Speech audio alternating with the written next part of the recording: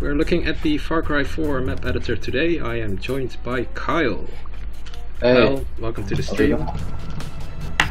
Do we have any viewers already, apart from us? Also known as Akilyoung. In case people don't know my name. Akilyoung, yeah. Like, however you want to pronounce it. Akilyoung? Yeah, or Bulletproof 143 on Uplay. Exactly, yeah. Yeah, I'm GCVos, for those who don't know. But this video will go onto YouTube later on. We are on Twitch right now. We're gonna take a look at the Far Cry 4 map editor and all of its features. That includes everything in caps lock. Now, Kyle sent me a map earlier. He already played around with it as well.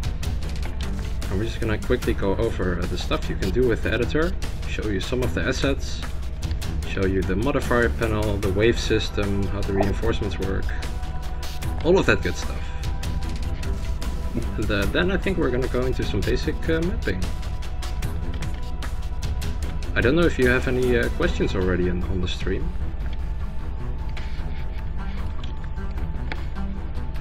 I don't know if there's a lag, but I'm not seeing the video, FYI. It should be up. Are you watching in the dashboard? Let's see. I'm watching on Twitch. Loading channel data. Let's check this real quick. Might have to re-go over the intro or something. It's cool. It's cool. People understand. It's launch day. Things are broken. So yeah, I was just checking out the ruins map with all the destroyed buildings and the nice fire effects. And we're gonna take a look at another map real quick. And then later on we'll test some of these maps to see what the gameplay is like. Okay, I see the video now. FYI. Cool. So we should be good. Okay. I think there's, yeah, it's a lag, so it's kind of echoing. It's like a 10-second delay. Yeah. Okay, I see the video now. Ah! You're yourself, echo, yeah. You know what? I think there's, yeah, it's a lag, so it's kind of echoing. Okay. Yeah. That's funny, hearing two of you at the same time. So there's different ambient sounds you can choose for your map, just to get the basic ambient effect. That's really nice because we didn't have those effects earlier on, so we can just change this to any given audio here. So right now Kyle selected the orange sky for his map. You can set this to hazy, which is more of a bluish hue, I guess. High mountain, there's 4 of them. And those also dictate the amount of fog. So when you're mapping, you can actually change that. So you can disable the fog okay, here. I can hear you now. There we go. Yeah, we should be good. Plug in my separate headphones. Yeah, that's better, yeah. Awesome. Okay. Okay. Okay. Yeah, I was just looking at your map. It's looking really good. You went with a snow theme. Of course, these maps are really early because we only got the game today, so we haven't really had the time to build and complete an entire map. But it's this still should... echoing. At least I don't hear the echo. Gonna quickly switch to one more map and then we're gonna get into the different features of the editor itself. So here's some basic landscaping. And it's really cool how many trees you can add. The collection system seems to be a lot more dense than it was before. So you can really add lots of trees. You were commenting earlier about the lack of background trees. Kyle, can you still hear me? I can, but it's echoing like crazy. Is it echoing for you? Not for me, no. Maybe that's because you're looking at the stream at the same time as the Google Plus Hangouts. So you get the voice twice. That might be it. How do I fix that? Turn off the stream? That could be an idea, yeah. Or you can mute it. Okay, can you hear me? Yes. Loud and clear. That fixed it. Awesome. You're a genius. We got things rolling. 5 minutes in. Awesome. Well, at least if it's not recording that echo, then that's all it really No, it's matters. fine. It's I working. can hear you It's fine working now. better than I expected, actually. Okay, cool. Okay, I like missed all of that trying to set this up. No, that's fine. That's fine. But That's now fine. I know. You didn't miss anything important. We'll cut this out later. Okay, good. So yeah, whatever we need to do here. Just... Are you still watching the stream, or you're just I am. closed it entirely? Yeah, I see your mountain right now. You're scrolling Cool. around the mountain. And does the audio work properly? It should. Well, the game audio? Yeah, the game audio. Because I might have to change the settings a bit. It's working if I unmute the stream, but not. But I can't hear it right now because I have the stream muted. So yeah, it should be working fine. All right. All I hear is you right now, which is all I need to hear. Exactly. Yeah, I was just flying the gyro around the map, just to show some of the vehicles. But Yeah. we're gonna get going, because I think you guys got the point with what you can do. Now we're gonna take a look at how you do that. So we're gonna go back to the map editor. And If you guys have any questions, please ask. do we have any viewers right now on the stream? We have 4. All right. Thank you for watching.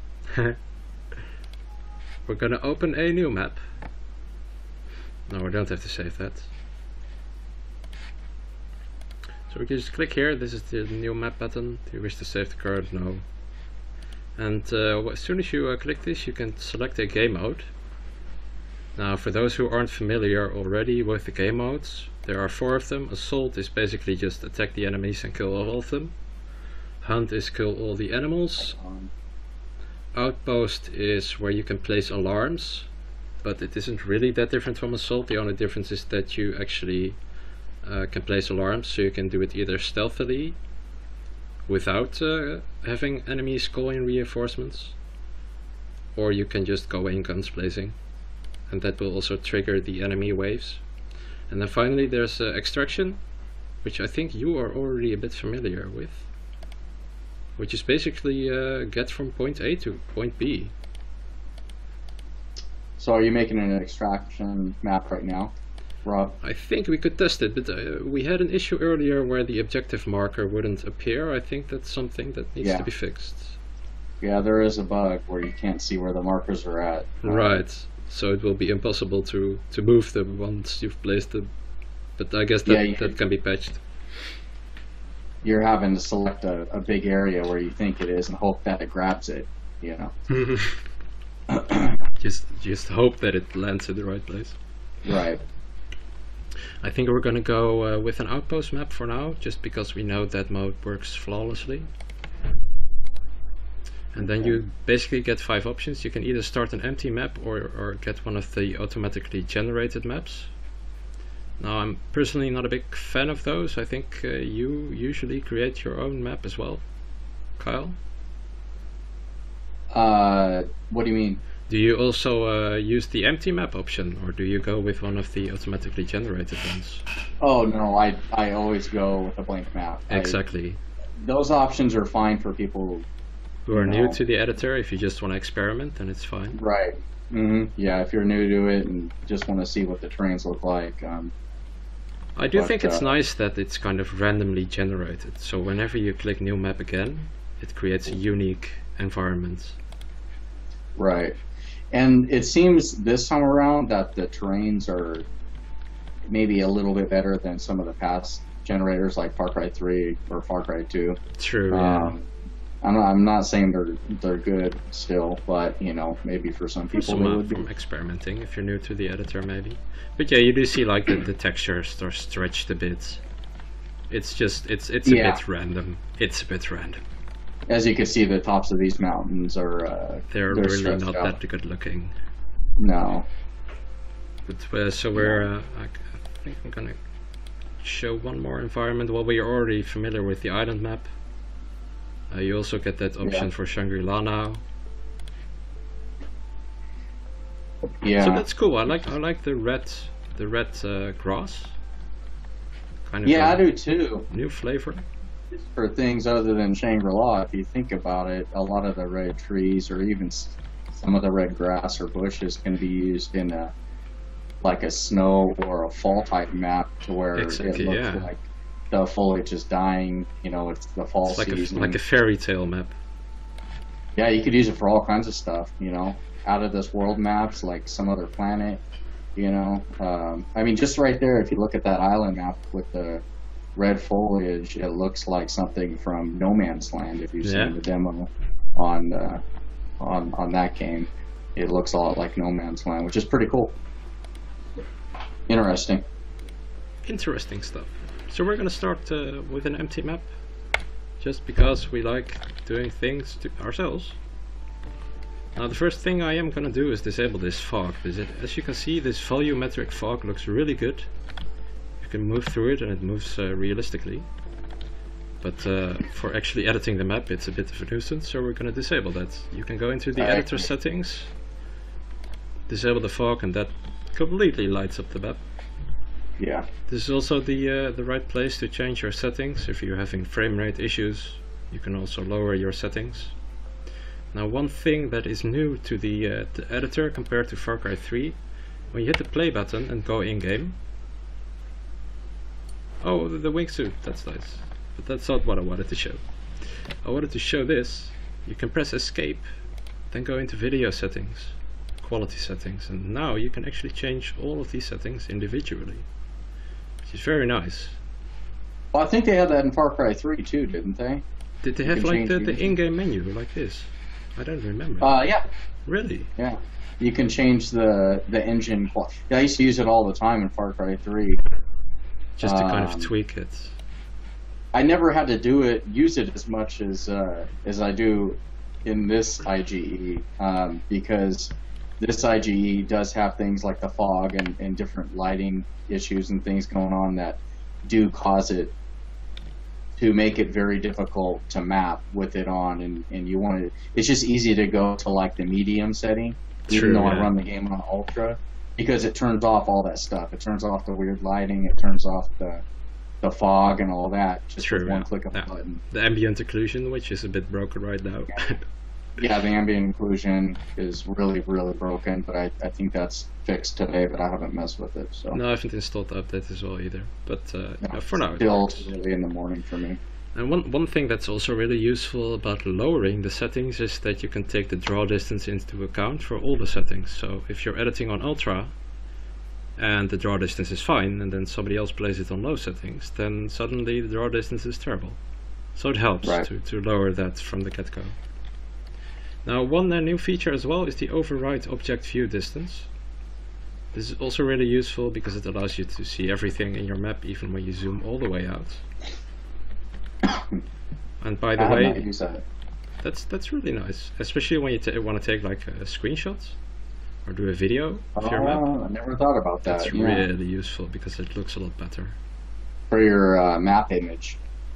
Yeah, for the screenshot, because when you go into your validation and your map properties, you can capture a screenshot. And that's just nothing what I noticed? Right now, but the screenshot in this, and it may have been the same with Far Cry 3, but I don't remember.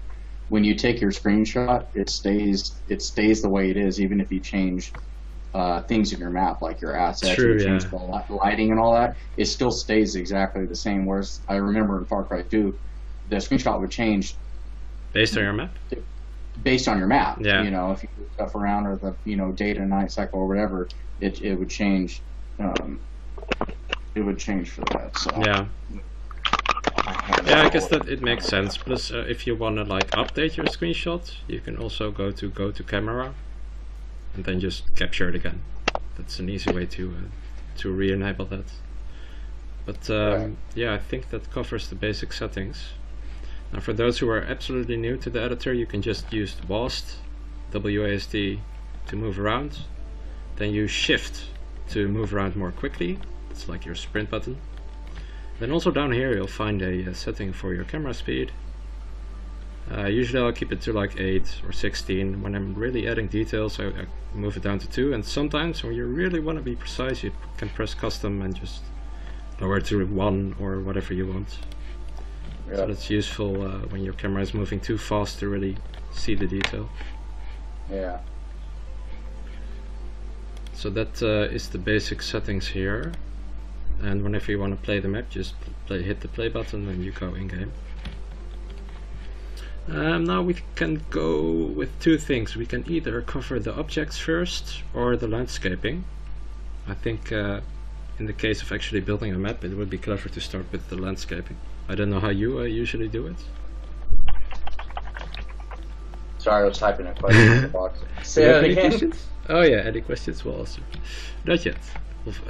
Maybe you can cover those questions asked in the forums. Yep.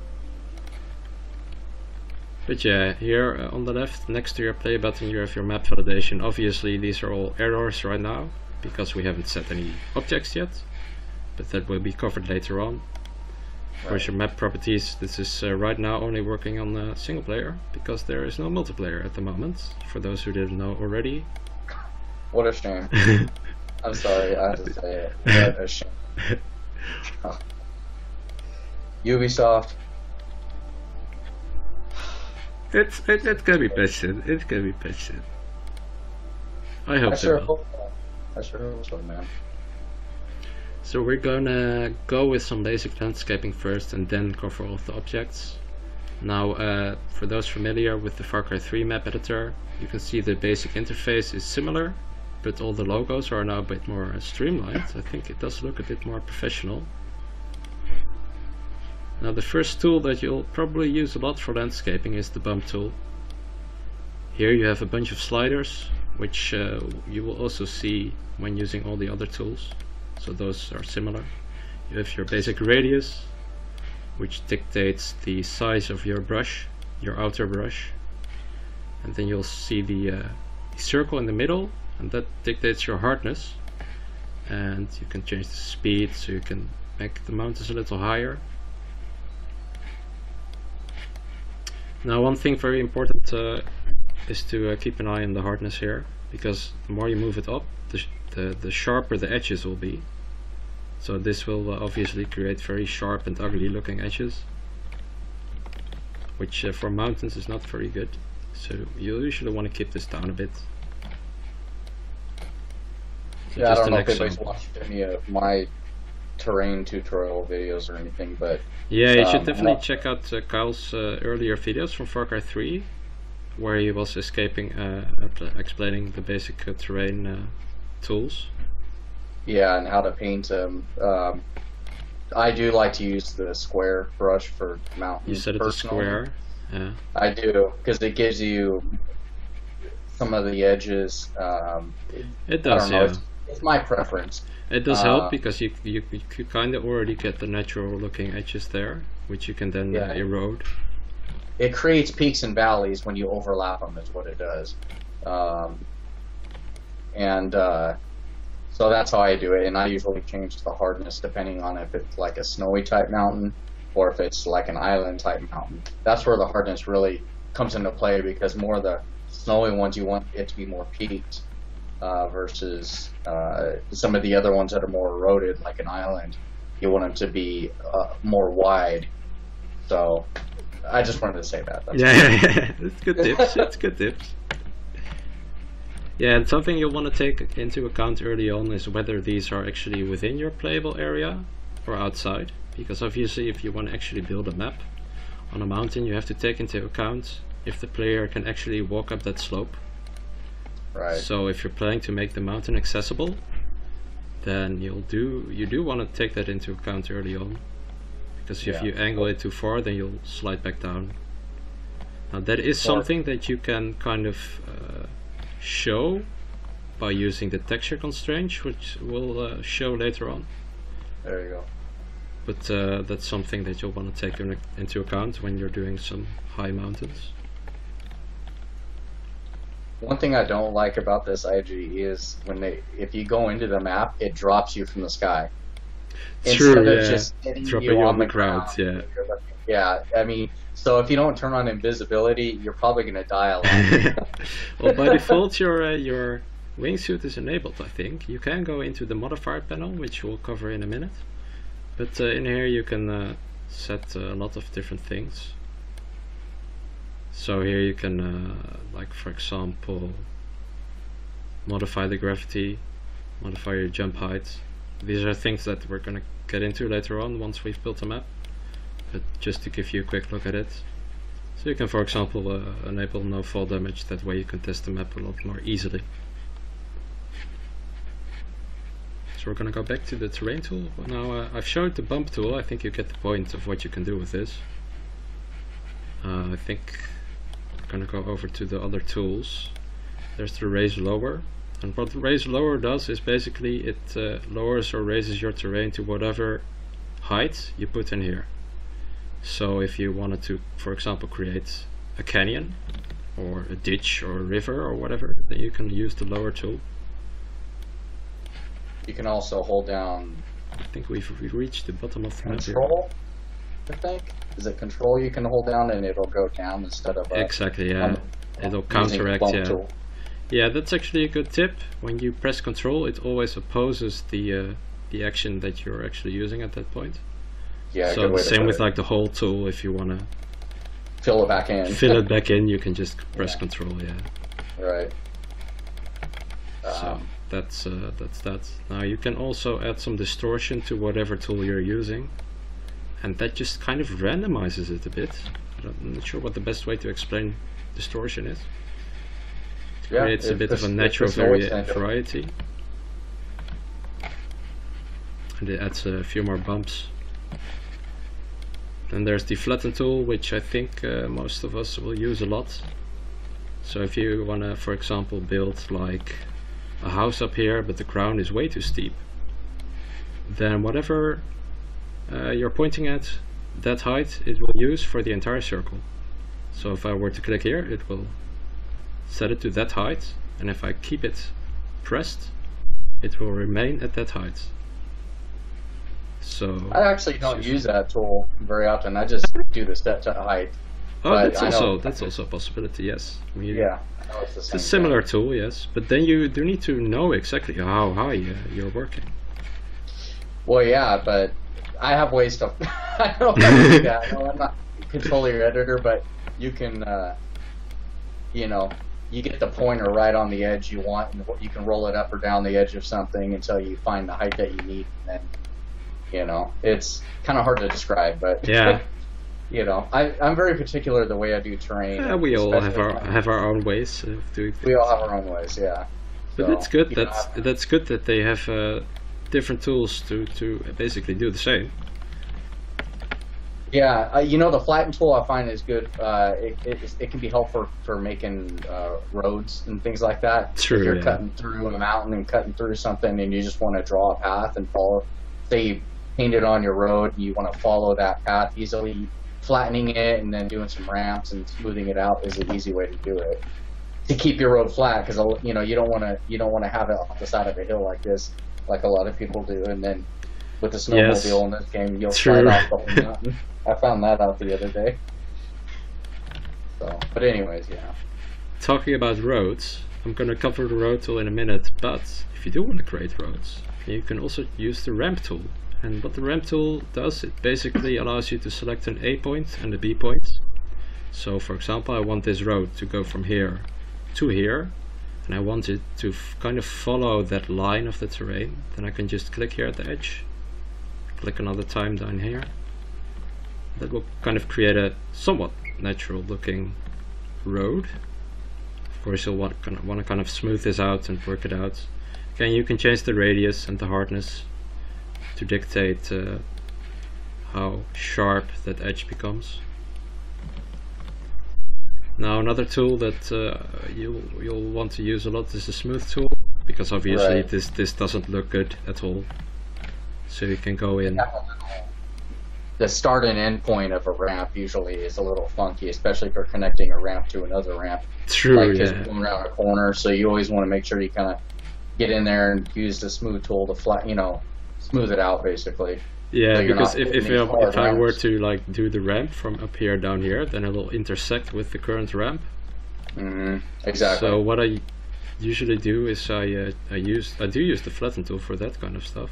I'll go in, create kind of an area there that's flat for the corner, and then I use the ramp tool from down here, and like I place it down there.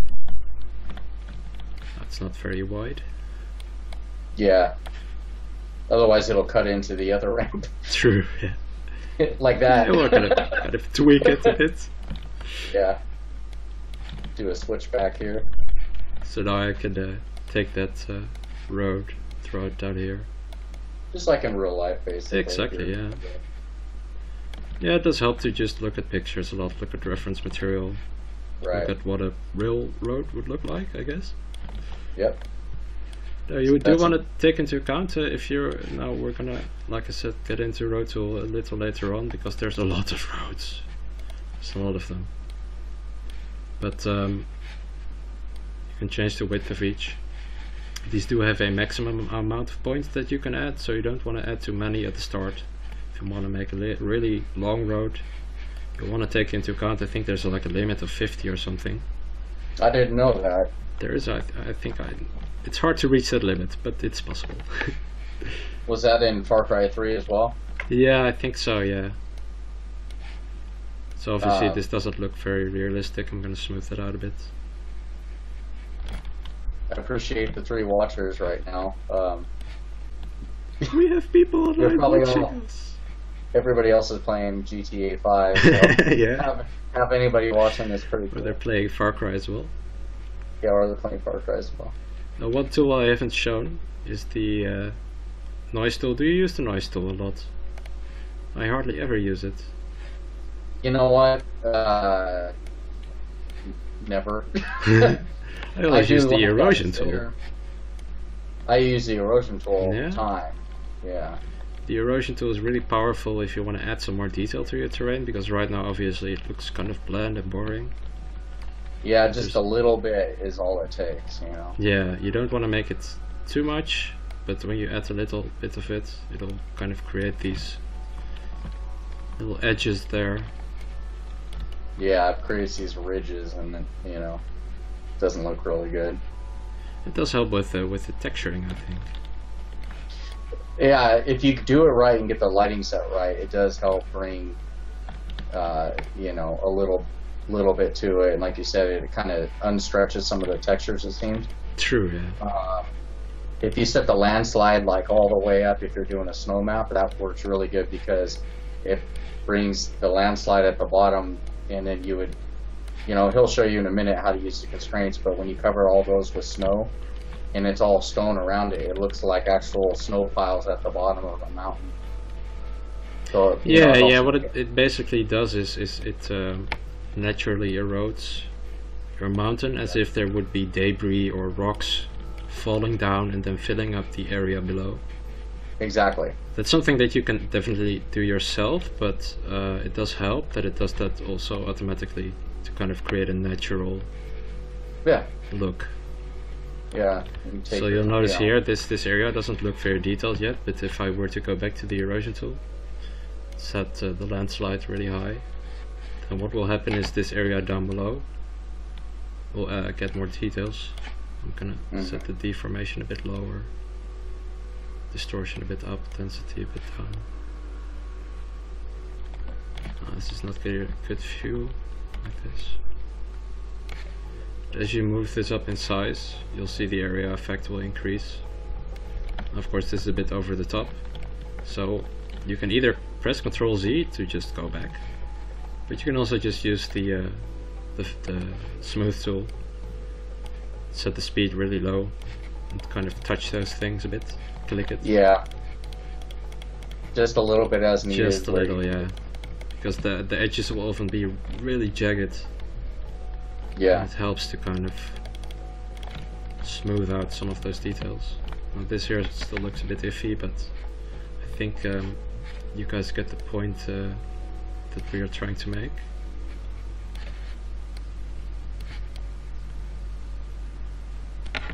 I'm gonna slightly put a bump here because it looks a bit steep.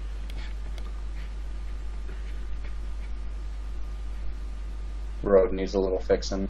Yeah, yeah. I'm just basically trying to show the tools, but at the same time talk. Yeah. Well, it's a good example of, you know, what erosion yeah, exactly. It affects everything, you know. Sometimes it's best to do your terrain, get the erosion all done, and then go back in after the fact and put in your flat areas or your roadways or whatever you need to put in, just so you don't have to fix it after the fact. Exactly, yeah. Yeah, especially when you use the erosion tool, it will have a big effect on not only the area that your brush is covering, but also the area outside of it. So if I were to erode that mountaintop there, then that will also affect the ground here. It won't be much, maybe, but that's something that you will want to take into account. If you've got like a village down here, or if you've got the whole map down here, and you're going to change the mountain, then that might affect the terrain here. And that's actually something that is very important to take into account, because when you go into editor settings, oftentimes these options will be enabled. And I personally never use these options because these will stick all the objects to the terrain. Right. So if I were to take an object and place it, it will snap to the ground. Now that's fine if you're like placing a house, but if you're actually changing the terrain, then that will also affect the assets that are linked to that area. Yeah, so I usually disable this. It might be worth pointing out real quick, the before you even start a map, you'll want to go in and probably turn off these those options, yeah. And yeah, I don't know if you showed them on there. They're in the editor settings right here. Yeah, turn off the snap objects with terrain. Keep objects as terrain. These are all enabled usually. So yeah, I usually just switch these off. You don't want them. Yeah, and something too is like, for instance, like you said, a house or a building. Even if you have those options turned off, if you just click on that object with without clicking the arrows or whatever, you just grab the object itself and drag it, it'll still set it onto the ground. Yeah, exactly, yeah. So, but it's not like forcing it to be there. You can put it wherever you want. And, another thing too you probably want to always do is make sure you turn on, it used to be called something else in the other games, but now it's called center objects, I believe, in the editor. Center objects. Oh, you mean the center of what's it? Yeah, in the selection tools, you mean? In the selection tools, click the box for center of objects, unless you don't need it, but it comes in handy most of the time. Yeah. Especially if you're making things like custom something models. In a circle shape, custom models, especially. You won't be able to do it without that box ticked. Basically, it'll. True. Yeah. It'll if you're copying and pasting objects to do something, it'll do it the wrong way. It'll do them individually instead of, that's what it's called, group objects together, which is what it was before. So now instead it'll keep them and it'll have a center point in between the objects instead of anyways, you know what I mean. I think I'm not describing it very well, but you know, I'm a doer, not a thinker. Awesome. So yeah, I think we got a basic terrain here. It's not perfect, obviously. I'm not going to spend a whole lot of time on actually building this because I just want to show the tools. But yeah, it looks good though. For the basics, it's okay. Now we're going to switch to texturing, I think, because did we cover everything here in the terrain? We do have the whole tool in case you want to make caves. Like we said earlier, you can just make a hole. And that's about it. That's about all I could say about that. It does look like they might have done some improvements to the landslide or the erosion erosion tools, because I mean, it doesn't look like a vast improvement, but it does look like it did some of the stuff different than it would in the games previously. True, yeah. They did seem to have updated some of the tools. Slightly more realistic, if you can say that. Like some of the valleys, the way that they're cracking and splitting apart is a little more realistic than some of the other ones, but than Far Cry 3 and Far Cry 2. And some definite improvements in the textures and the foliage, I think. Which is something that maybe we can go into. I don't know if we have... Yeah, go ahead. I was just going to say, even they brought back a lot of the Far Cry 3 textures, and not all of them are improved from what I can tell, but some of them, the resolution got improved, yeah. Some of them look like they got up-res a little bit better, you know, but even the ones that aren't as good as the new ones. Yeah, definitely, especially like the rock textures are very good right now, and maybe we can actually get into that. That's the most important thing, I think. Is texturing, yeah. Yeah. Now, this default grid, I usually keep it till the end, until my layout is perfectly done, basically. So there is one thing, you can only add 4 textures, which is a bit of a shame. Lame. Yeah. It would be nice if you could add like 6 or 8 of them, but at least 6 or 8 would be enough, you know.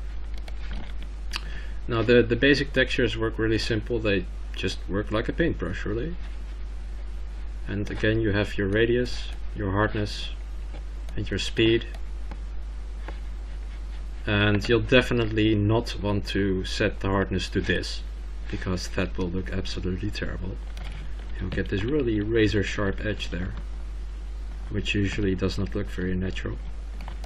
But it does help if you want to fill up an entire area quickly. So if I were to set this to square brush, let's say I want to make this mountain with a specific rock texture, then I can do that.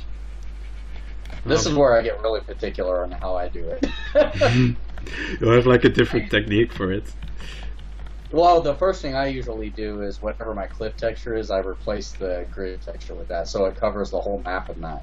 Right. And then I go back through and with the, you know, whether it's grass or snow or whatever. So you'll change this, the default grid. Yeah, change the default grid to the rock, you know, and then I cover everything with the whatever I'm putting on top of that, whether it's grass or snow or dirt or whatever. I should keep that till last. Huh? I use the constraints for the second step. Yeah, exactly. Which I'm sure you're going to show. We're gonna get into that in a minute. Yeah, just quickly going over the different textures that you can choose. You'll see some of the ones make a return from Far Cry 3, but there's some really nice new ones. So let me just go ahead and quickly show some of these. These look really detailed.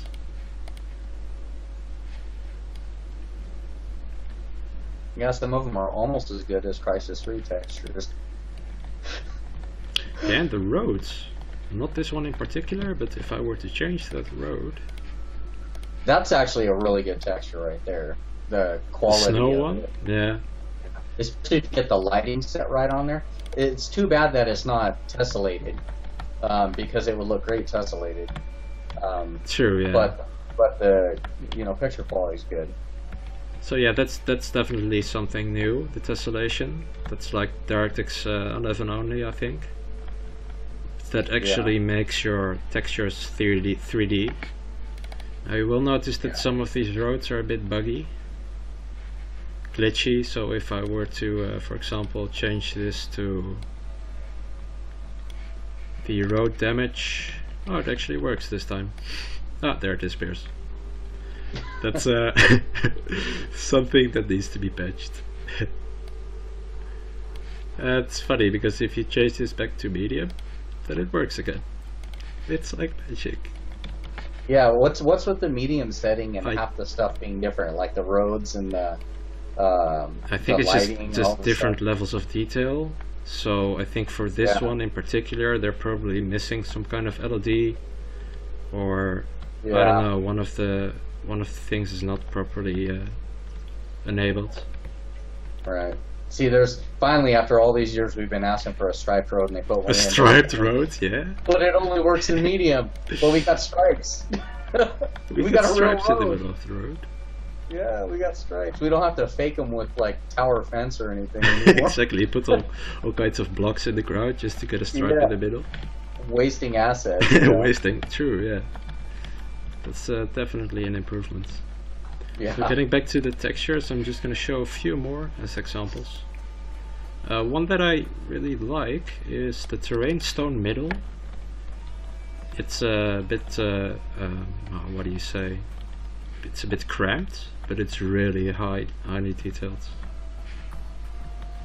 That's something that's really been updated compared to Far Cry 3, because if I were to change this back to like one of the Far Cry 3 ones, let's see, like this coastal rock for example, the difference is just obvious. But this is a good texture for further away, so that looks pretty good right there. Really nice reflections in normal maps. But of course this is just one texture, because where it really comes in is blending textures. And you mentioned the constraints earlier, and that's something that we're going to use now. So imagine we want some, I don't know, some grass or some snow. Let's actually use some of the snow, because I'm sure people will want to see that. Whoops, I changed the wrong one. Change that back. You can switch back and forth with your constraints. I mean, you can just change the texture out to see if you want it to be grass or snow or dirt, whatever, you know. Yeah, you can change this any time you want. So if you want to update the look of it, then you can always change that. Change the whole mood of the map, you know. Exactly. Make a desert map, make a snow map. It doesn't matter. I'm just gonna double click some snow here, and then I'm gonna start adding some constraints. And this is a tool that I don't think a whole lot of people use, which is a shame. No, they don't. Yes, it is. Because it's a really good tool. It's a must use. If you want your terrain to look real. I mean, that's what sets the real terrain apart from someone just hand painting on some snow. Not that that's the wrong way to do it, but there's better ways to do it. It's far more efficient to do it this way. Yeah, so and it only takes a few seconds. Yeah, you only have to change these sliders, but I think people are a bit intimidated by this, because they see lots of stuff and they don't know what it means. But really, it's quite simple. Yeah, exactly. You did a great tutorial on that. So just when you see it, it's like, oh well, no duh, it is really easy. And I probably should do an even more in-depth tutorial, because I didn't show how to use the like the elevation sliders, so you can like paint on sand only on the lower areas, and it won't go any higher than the island, and you could just brush over it and you're done. You painted the whole island with sand or whatever you want it to be, so yeah, there's the elevation tools are good ones too. So basically that's the two basic controls that you can choose from. You can choose the slope, which dictates at which angle the texture will be applied, and then there's the minimum and maximum altitude. So let's say I had the entire map, a whole mountain, I want to texture that in one go, but I only want the snow on the top. Well, then I can just change the minimum altitude to, let's say, I don't know, 125. Exactly. And then it'll take some tweaking with it. It'll take some tweaking, You might have to, make a few passes just to kind of see what numbers you like it to be at, but it doesn't take more than a minute or two to figure it out. So this gives you a basic idea of what that does. Now I do think my terrain is a bit too smooth right now to make it look natural, and I also want some more snow on the top. So what we can do is change the maximum slope. See? Bam, just like that. Bam! Bam! Look how good that looks. No, it's like Candy Mountain. Candy Mountain. We should put some candy on there. Oh my god, that's so funny. I do think Candy Mountain needs some grass. Let's add some grass. Let's do some, I like the coastal grass, that always looks good. And again, we can go into the brush constraints. Now this time around I don't want any grass on the top. I just want the grass kind of around the mountain, because that will probably realistically be where all the foliage would be. So I'm gonna set the minimum altitude to 0 and then the maximum to about 125 or whatever you want to experiment. And if you need to find the altitude that you need it to be at, I mean, the easiest way I figured out is if you click on the set to height tool, and then you click, it's either control or shift, I think it's control. It'll set the height to whatever you're pointing at. Really? I didn't know that. You can memorize that number and then go back into the altitude and just type that number back in. It works great if you're trying to figure out, if you want to figure out how high to set your water layer, just go to your set to height tool, you know, click, do what I just said, click, hold down control and click on whatever level you want it to be at. Yeah. And get the number, memorize that number, or copy and paste it over into your water tool, and it'll get the water layer just where it's at, so you're not. Do you mean the number here, which normally says undefined? This area? And when I press control, then the numbers appear.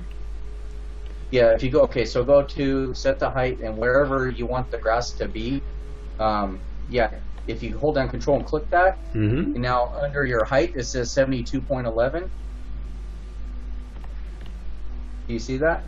72.11. Where does it say that? Go up into your sliders. Over here. Yeah, on the right. See You where mean it your says height? Set it to 75. I can also just type the number. Yeah, but if you hit control and click anywhere on the map where you want something to be, it'll set it to. There we go. Does that make sense? I see now. I never used that. That's really useful. It's useful for a variety of things. So if you use that set the height, you'll figure out where the height is in the map you're clicking on. You could use it for your water layers. You could use it for your. So just hit control. Hit control and then click on the map, and you're at 132. Change the height, yeah. Okay, so then when you go back into your textures, if you want your grass to be from that point and lower, you just set your altitude at that number and lower, and it'll do everything that you set it at. Or say for your snow, you want it from this point on your map and up, then you do the same thing. You get that number and then, you know, set it from that point up in your parameters. That's a really useful tip. I can't believe I never knew about that. I can't either. We learn new stuff. Amazing. We learn every day. Awesome. It just makes it easier to do what you need to do, you know. Especially water layers. That's where I find it the most useful, because water layers are a pain in the ass to figure out where you want them to go. Where you want them, exactly. Yeah, something in terms. When we're talking about water layers, that's actually useful. Is when you go into your editor settings and you enable show grid. By default, that will be set by 64 now. This is really useful, especially on consoles, because this will dictate the grid limit. So that's something that you will probably already be familiar with if you've been creating maps for earlier games. But also this is useful for lining up areas. So if you need like a helper line, I want this road to be straight, then you can just follow that line. Right. You can also change the size of this. But this also dictates where the water layers will be. So this same grid is used for the water layers. Right. If I, for example, wanted to put a river down here, then those fall exactly into those squares. And I would always recommend building your map onto the grid, meaning build it perpendicular and square to the grid. Because if you start building stuff out of whack and you want to start putting custom structures or buildings, then you're going to get into trouble, yeah. You're going to get into trouble later on, and so always, you know, I always build on the grid. You know, it alleviates a lot of headaches. Yeah, it'll save you a lot of time in the long run as well. It does. And before you do the water, let me point out just one more time so people can see. Remove that water real quick, just if you don't mind, so I can explain that the water layer to you, or to people watching. To the people, yeah. Yeah. With the water layer removed, like I can show you, or I can explain to you.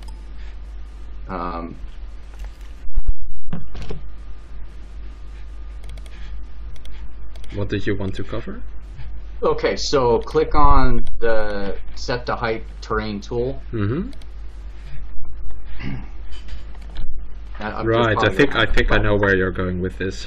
So yeah, wherever you want the top of the water to be in that valley there, whatever you click on it, you take that number and put it into your water layer number, and that's exactly where it'll be height-wise.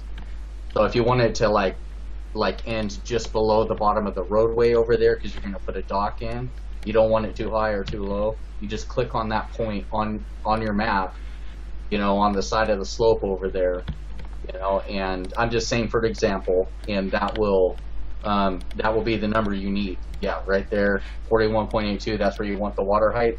And then you go back into your water tool and just type that number back in, or something close to that if it doesn't. Yeah, you can just copy paste it. It's really useful, yeah. Exactly, yeah. And that's all you have to do, and it comes in really handy for the water tool because it can be a real pain to figure out where you need it to be. So that's it, man. I mean, works perfect. And it looks like we have a question from Tominator X 2010. Tominator! Tommy! AKA Tom. He's asking, are there more weather options now? Weather options? That's a good question. When you go into here, into the environment tab, that's all the way on the right. Obviously you can change the time, but you can also enable snow and vista. Now snow is pretty obvious what that means. Vista is the background, but really there are no real weather effects. You can change the clouds, but mostly it's dictated by the ambient light. So if I were to, for example, change this to high mountain, that would change the lighting completely. Now for the Far Cry 4 map editor, I don't think there's any rain. Nope. It's just the snow. But at least we get snow, so that's cool. I think, yeah. Yeah. So the storm slider, they removed that. The storm slider is gone completely. The snow does have some bug issues where it seems like it only works in medium settings on PC. There's definitely some weird issues there, yeah. Sure, I think it only works in game as well, so if I were to jump onto this road real quick. Ah, Nefmesh. Then you can see the mountains in the background. It's a beautiful vista. But you're right, I don't see any snow. So that's ultra, but if I were to switch this back to medium. Yeah. Oh, it is on medium. Then I don't know. Is it enabled? Yes, it's enabled. Yeah. I don't know. It's buggy. It just seems really hit or miss. I don't know what's actually triggering it or not, but it's something I'm sure will be fixed in the day one patch, which is today. Yeah, we should try it. I'll give it a try later on. Now, something that you'll also want to take into account when changing the time of day and the ambient light is your lighting only seems to work between midnight and 6 o'clock in the morning. Now we're going to cover the objects in a bit, but I just want to show you real quick the effect that has. So if I were to go into objects and I go into lighting and fire, you will notice that none of these lights are working. Oh yeah, I hate that.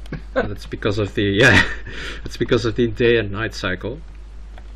I think it's kind of nice that it's interactive. At the same time, I'd like to have the option to just enable it anyway. It needs to be. There needs to be a checkbox to override that. True. And, well, yeah. Have we even checked if there is one? I never even thought about that. Is there I don't think there's a modifier for that. No. Yeah. Is that the exact same one from Far Cry 3, or is that different? It's different. It has like God rays. It's really beautiful, actually. Yeah, the other one was black or something. Huh? So yeah, this is something you'll want to take into account, especially when you're planning to do a lot of indoor environments. The lighting does look nice when it works. It does look nice. Yeah, it does look really good. God rays, the fogginess to it is pretty cool. It's an improvement over Far Cry 3. Definitely, yeah. Yeah, and also the area effect and the draw distance is also pretty decent. It's not, you know, awesome, but it's good enough. Yeah, the draw distance is actually pretty. It is pretty good actually on most of the There building objects and building blocks. It's really nice. Here we have the glitch with, I think it's the ambient occlusion that's kind of bugging out. Not sure why there's just absolute darkness. Yeah, it is. Plus the road disappears again, so I'm gonna switch back to medium for a second. I'm pretty sure that'll get fixed. Yeah, the depth of field is really nice on this too. I love it.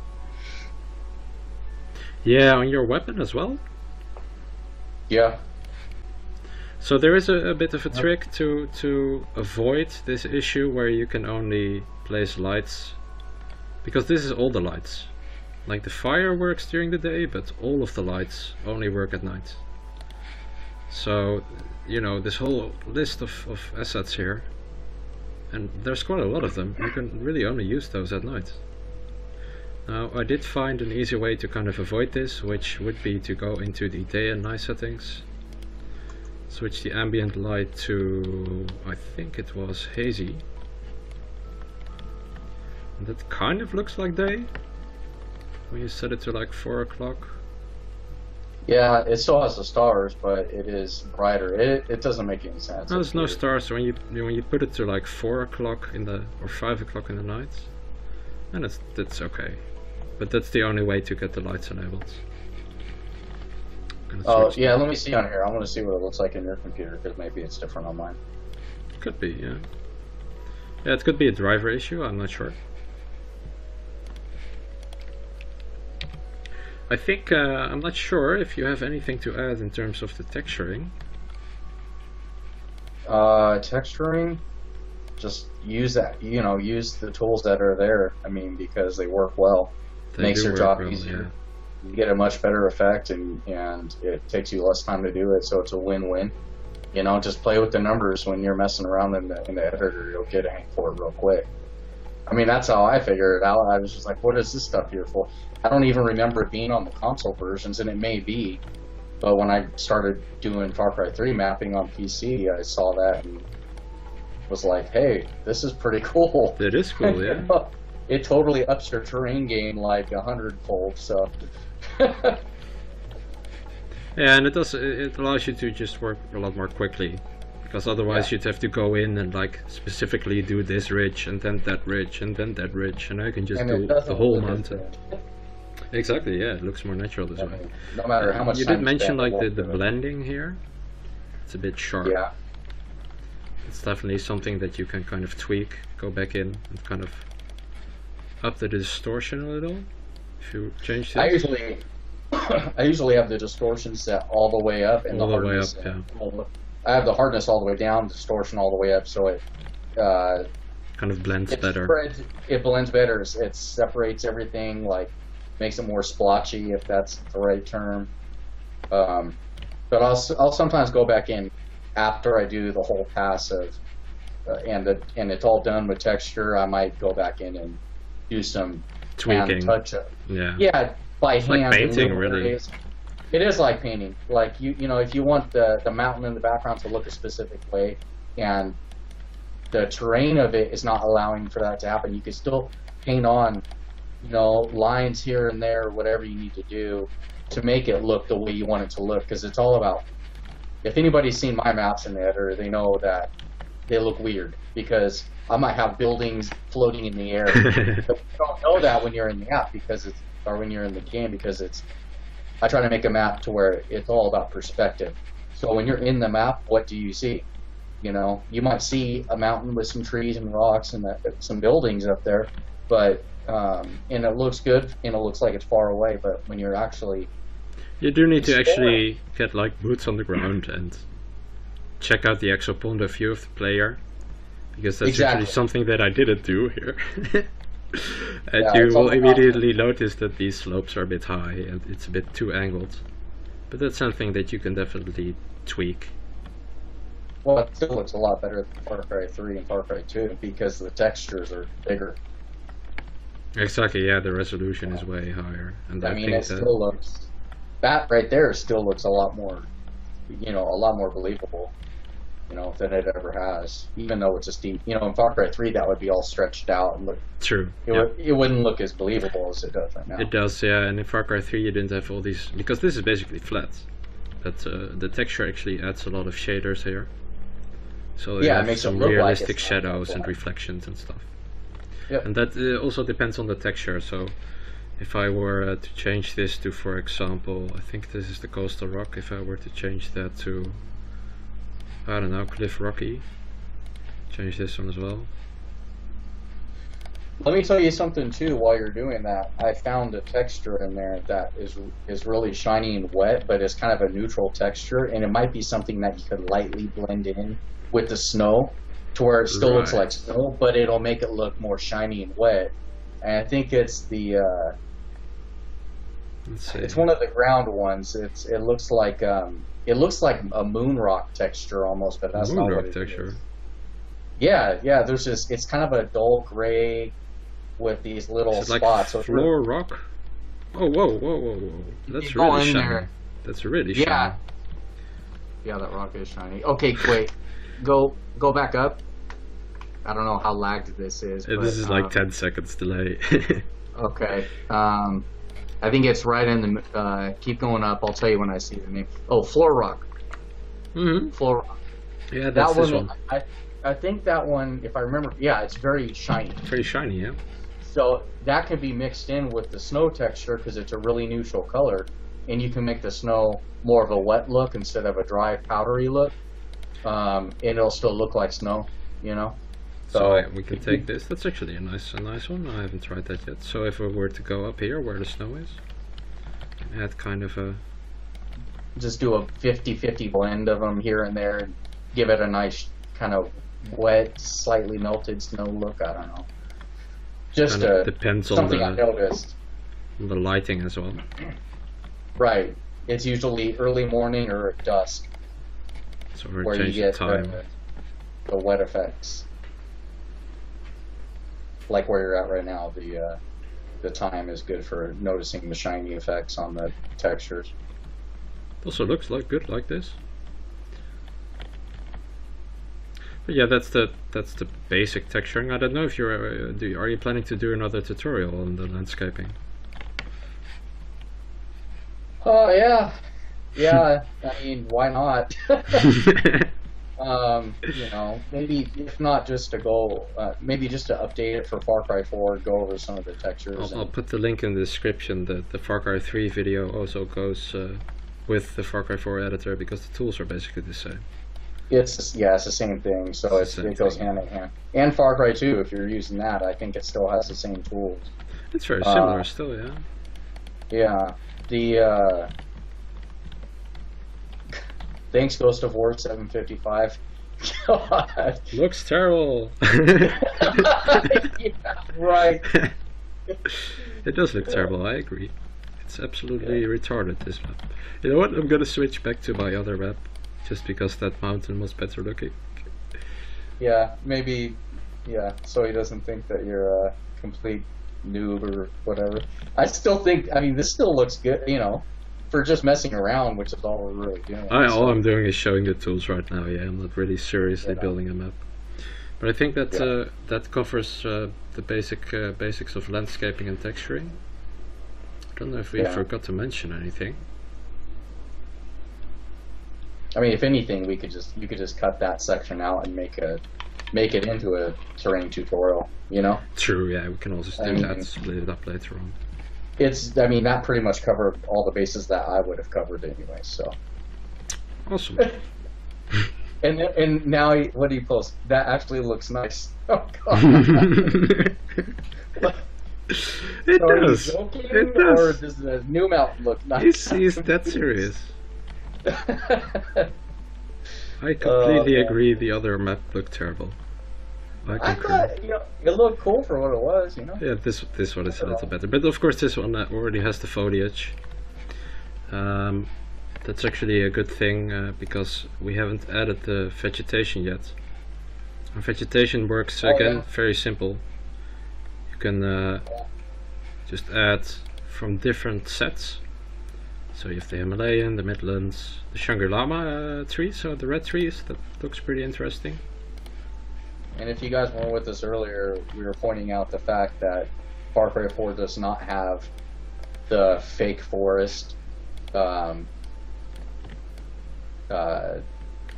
the long range one, which you could use in the background. This time around it's all being rendered completely, which looks amazing, but it can also be a real stress on your system. Right, yeah. Because right now I can't even count the amount of trees right now. Yeah, I mean, look before at this. It I looks would like use other stuff a lot, even though I have a high-end rig, just because it's saving you all those resources for the map itself, especially with multiplayer. You know, you don't want any lag, so if it's behind a fence and you can't get close enough to see the details of the trees and it's just there for the background, yeah, use the fake forest, use the fake trees, because, you know, it'll give the, you know, pretty much the same effect unless you're right up next to it. You know, Rob's seen a bunch of my maps where I use the crap out of that stuff. I'll cover whole mountains with it just because it works, you know?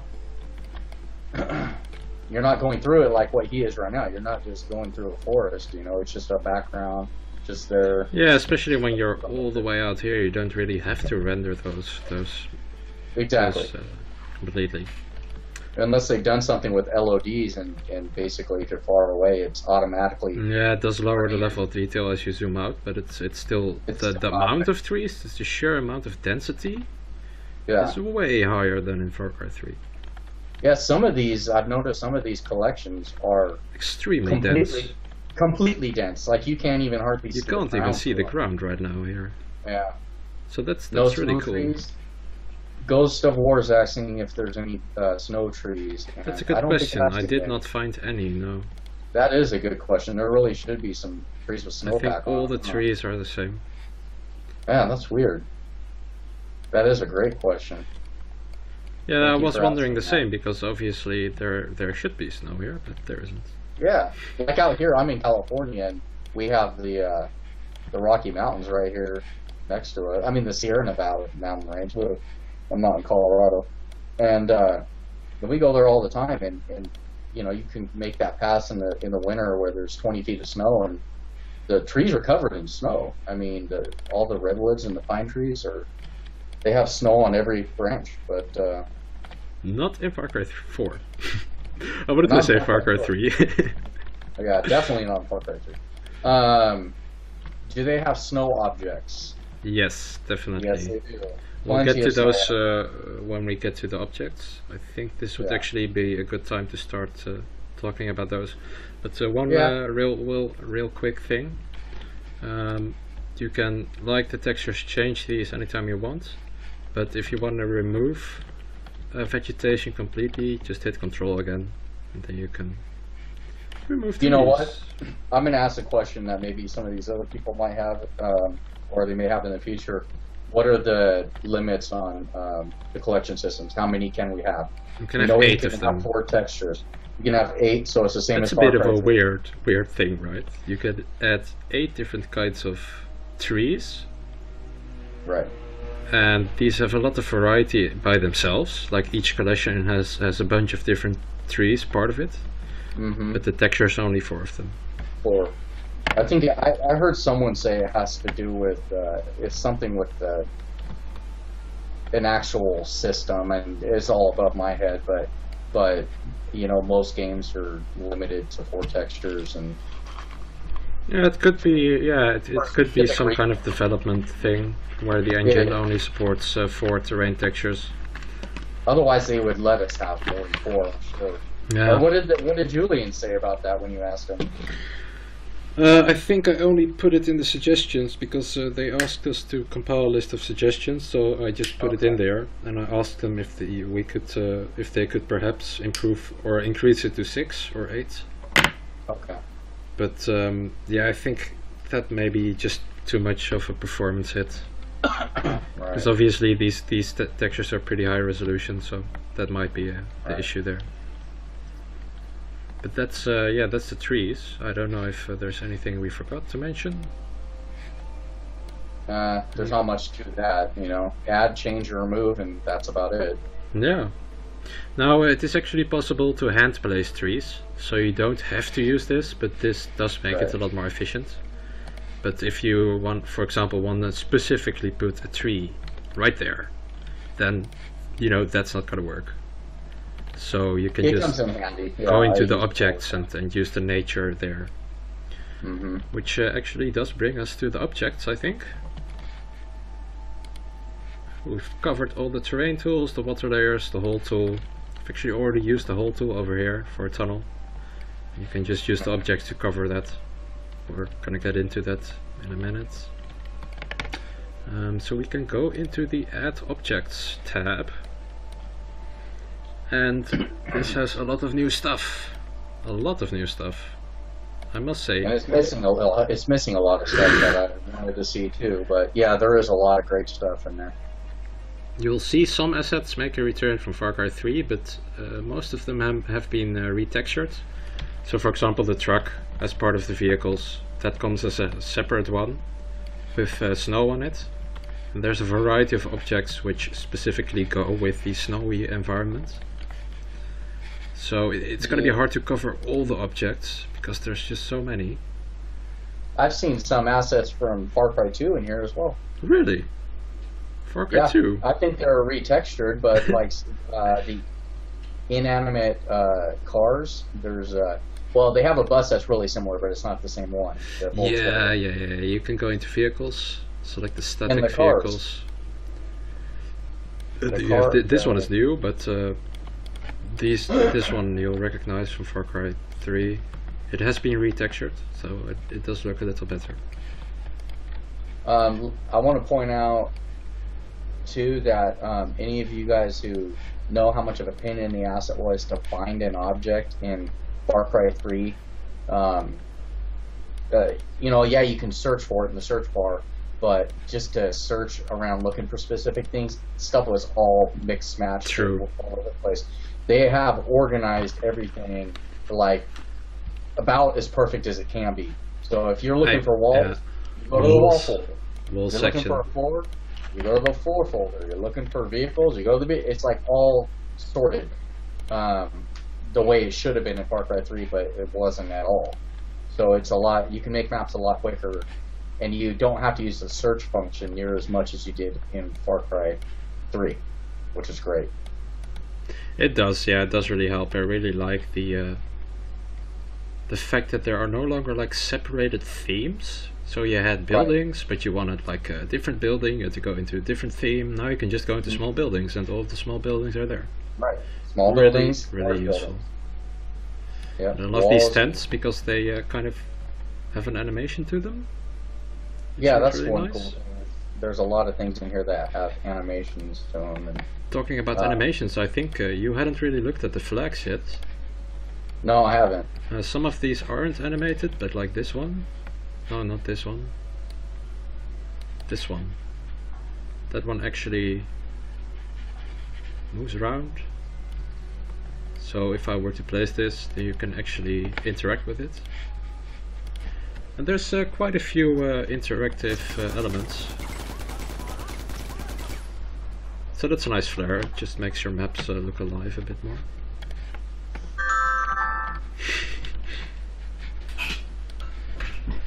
Is that me or you? So yeah, I don't know if we really want to cover every object. I think it would be best to cover that separately in the article. Oh wow, yeah, I'm seeing it on the video, the flag now. So it's like a drape. You could use it like in a doorway or a window, secret exit to get to or whatever. You can push your way through it, and it has physics now. Speaking of physics, a lot of the items that have physics are have the word physics or destructible next to them. True, yes. So if you're doing a search and you want to find something destructible or has physics, you can type it in. Just type that word in. It does pull up stuff, but it doesn't pull up everything. But I think there's quite a bit that has. Actually, well, for the interactive elements earlier, I'm just going to quickly open up a different map and not save this one. Because I already found a few destructible items, which is useful. I think this is outside of the playable area right now. This is on medium. So let me Are you getting a lot of lag when you type in the search box? Where? Yeah, sometimes, yes. Yeah. It's a bit annoying because it like immediately searches for what you type instead of waiting for enter. So you're like typing and it's already searching, but then you've only like typed one letter and it's searching for every object that has that letter in it. Yeah, Far Cry 3 works better with that. I don't know what they did with that, but are you able to turn the daylight on in that map? Because it's really hard to see. Is it dark? Yeah, it is a bit dark. Yeah. I know the map is supposed to be dark, but it's dark for the. Let's see if I can actually turn up the brightness a bit. Just make it a different time of day or something. I can just pull this up a bit. I noticed the vista in the background is kind of plain. It's not the same one that's in the game, the actual single player. And I don't see any snow on the mountains. There's snow right now. It depends on the here? settings, I think. I'm not sure. But these are the interactive items that I could find so far. These are all destructible. So this one has some nice debris going for it. This is the same one from Far Cry 3. It just has a different texture. And there went the tree as well. These walls, they have like elephant names in their title. So you can just walk through those with the elephants. But they also work with explosives. This gate is also really cool. There's like procedural damage. That one just explodes. So I'm sure there's more objects that have physics, but I haven't found all of them yet. So if you want to use these are called rich, medium wood breakable, destructible. Most of War is saying, "Whoa, my editor works now." They have snow objects. What do you mean by that? Do you mean that it was broke before, or you just figured out how to open it? He found the shortcut. Oh. Water and ice. 3, you had to find it in Far Cry 3. It was hidden away, but at least in Far Cry 4 you can get it access through the game on PC now, which is really cool. Should have been like that in Far Cry 3 too, but because it's always been like that on console. So here you have some of the ice elements. These are really nice. We didn't have these in Far Cry 3. The icicles. Yeah, hardly any waterfalls. No rivers. Barely any waterfalls.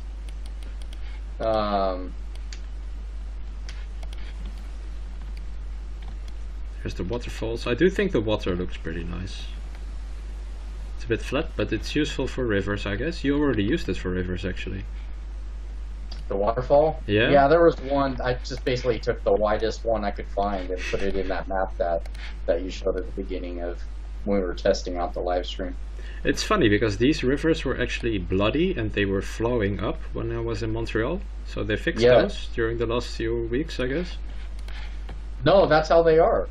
Yeah, but they weren't like that when I was there in Montreal. They were bloody. They were like Shangri-La rivers. They were bloody rivers, but they changed them to water, so that's good. What rivers are you talking about? The ones on screen right now? Well, they used to be all red. So they patched those within the last few weeks, I guess. Oh yeah, because they still have the red, like they still have the red ones. Oh, yeah, right. These ones, yeah. Yeah, they all look like that. Whoa, this one is weird. I wish that they had those big plain sheets like the Shangri-La one, but I wish they were real water. Because you could tip those sideways. You could tip them sideways, and you could use those as a river and just put it on some land. Because they're huge. They're huge, yeah, they are.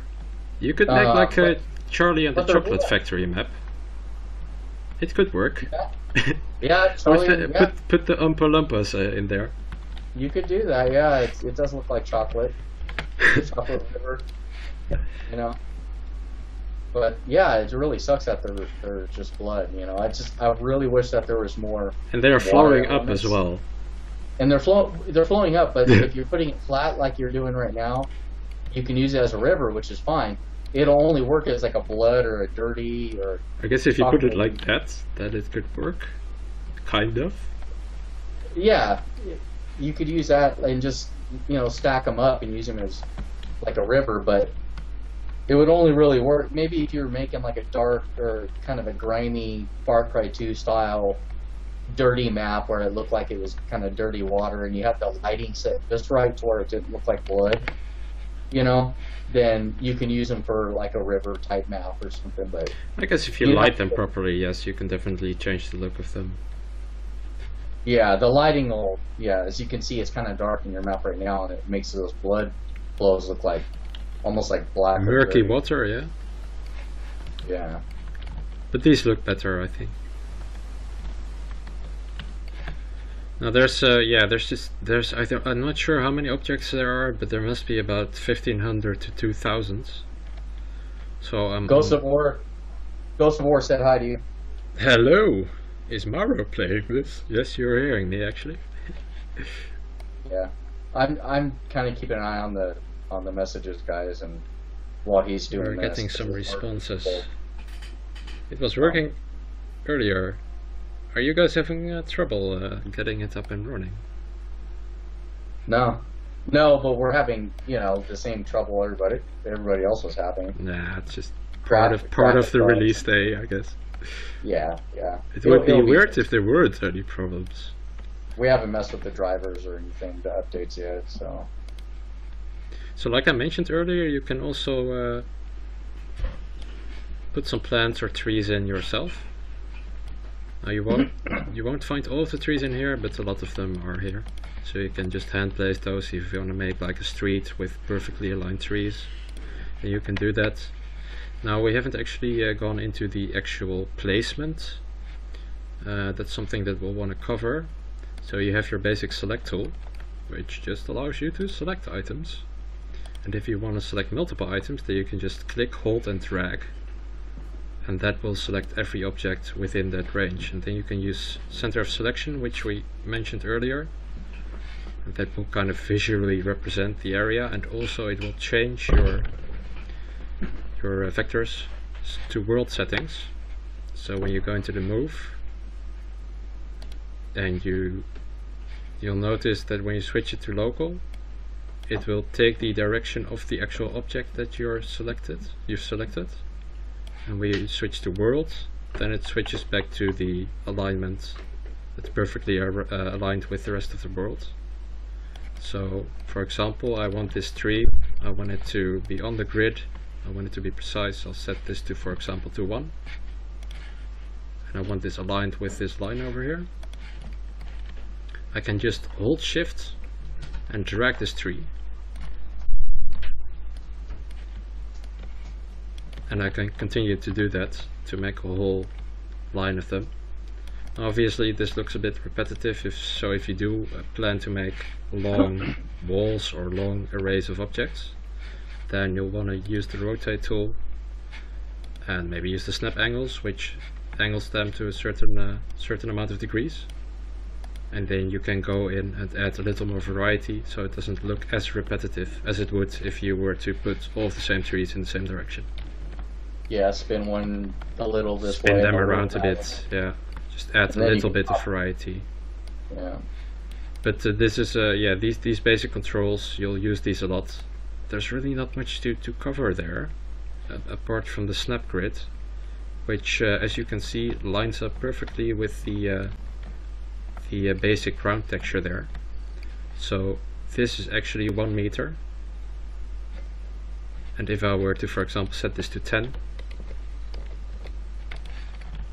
as soon as I move this, it will actually move on the grid, and this allows you to work very precisely, create very complex geometry, create buildings using different wall sections. I've never used that. Never? I use that a lot for like custom buildings. once or twice. You're saying you could use it for like setting up like it just helps if you want to really be precise with it and have the exact distances between objects. Also, if you have like a wall section, there's an option here, snap with object size. Now what that does is I'm going to select a wall section, for example this section over here, set this down there, and when you use center of selection you see like a bounding box which aligns perfectly with the corners of the object. And if I were to enable snap with object size and I press shift, then it will move perfectly and it will be aligned perfectly. So that's an easy way to quickly align a lot of objects, and you won't get any Z fighting or issues there because they are basically aligned perfectly. So that's a useful tool for making like long walls or high buildings, tall buildings.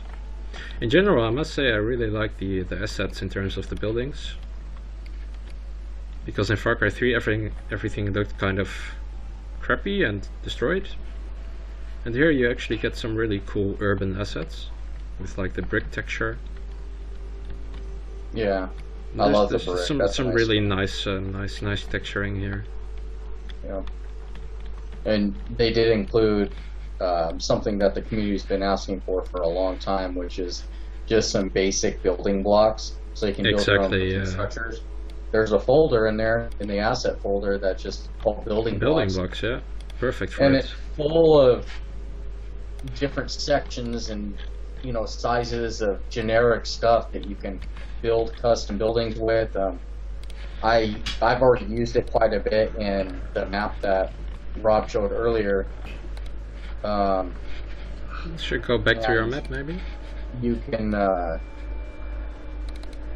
oh, that's wrong. Yeah, if you want to.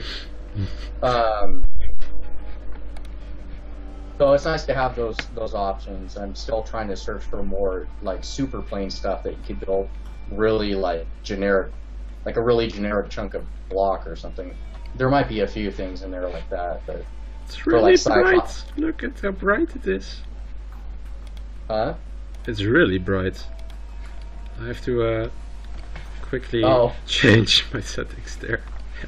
Oh yeah. Woo! So I've only found this way. Just go in game, press escape, go into the video options, and turn this down a bit. Oh yeah, it looks crazy right now. It's all cell shaded. Yeah. I think I'm gonna switch to ultra real quick. Let's see, what are my settings like now?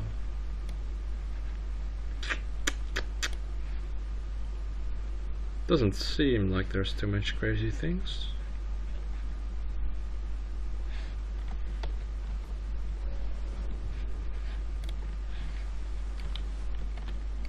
So, I know it's lagging behind, but some of the sections and things that are, if you're facing that big, like, temple thing that's towards the front, if you turn to the right, I just pieced that section together with the door and the columns and stuff like that. Yeah, so these are all separate objects. Yeah, where that temple spire is, everything under that, those are all just separate objects. Pretty much most of it. One thing too that's cool is I found that they have ice tunnels that look like shiny. Shiny, they are shiny, yes. And I put that, if you go behind the big, not the big statue, but the one that's under that temple area that has the glowing bowl, that doorway leads into a this over here, or it's really, I can't see because it's light, but it does lead into a ice tunnel that I'm working on right now. It's still work in progress. Yeah, my shaders are completely screwing up. I'm not sure what's going on here. Like, it's super dark, and then I switch it to medium, and it's super bright. Oh, that makes no sense. Yeah, on ultra. But I know what you mean, because if I were to quickly change the ambience, maybe it will help. Reset it. Yeah, there we go. But yeah, you can see how shiny it is. Yeah, if you add some lighting, that really helps.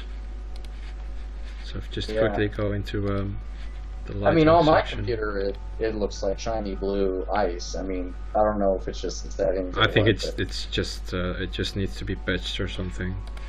So these lights don't work, but we could add some fire, maybe. So yeah, there you go. I know we're lagged behind, but now it looks correct. Like I said, I'm still fitting all the pieces together and all that, because I just was doing that like right before we started the live stream. Oh, there we go. The whole backside of that map I'm still working on, obviously. And yeah, so these are really just startups, really. We only just worked on these for like a day or so. Yeah. I mean, I built this map in like maybe what you see now is probably about 4 hours of work. So you can be pretty productive. You can be pretty effective when you get used to the tools. Yeah, I mean, it's a brand new game, but like we've been saying, most of the stuff is exactly the same as Far Cry 3 as far as the tools and everything. It's just figuring out the new assets. You know, what kind of new toys do we have to play with? So, you know, like everybody else, it'll take some time to figure out what we have and how we can use that to make cool custom things.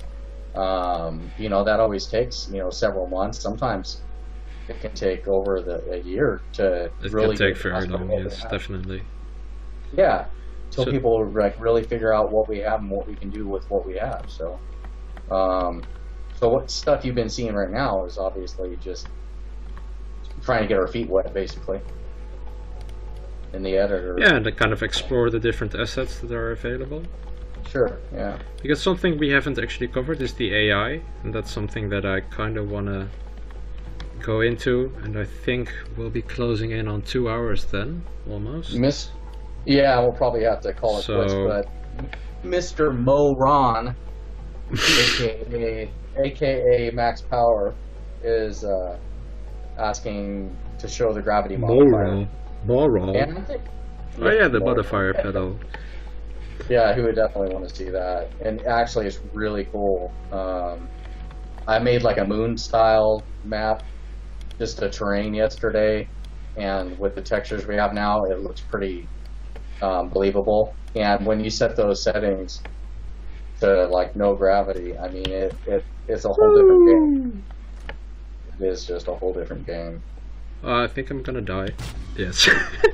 Yeah, you will. You have to use your wingsuit. I had to use my wingsuit, but you could change the fall damage. You can disable the fall damage. Where is it? No fall damage. Yeah, you can adjust all that, so it doesn't matter. But yeah. Invincible. Yeah, there's a lot of stuff here. You'll want to kind of experiment with this. I'm gonna go into these a little more once we have covered the AI, because then we'll actually be able to show the effect of these. But you can really, you know, change things like hide reticle, make it more of a hardcore map, disable your minimap entirely. I'm not sure what Hunter's Instinct is. Don't know if you're familiar with that. Hunter's Instinct? I didn't even notice that. Cautious enemies causes your enemies to immediately search for you. So instead of kind of strolling around, they will really look for you from the start. Disable auto combat. I think that forces enemies to attack. So if you keep this off, you can kind of avoid the combat and be stealthy. Yeah, I think it's game over if they spot you. Game over when detected. Yeah, then you can force the player to be stealthy. Yeah, so it really, you know, changes the whole game up quite a bit. Reckless driving is an interesting one because it allows you to take a lot less damage with the different vehicles.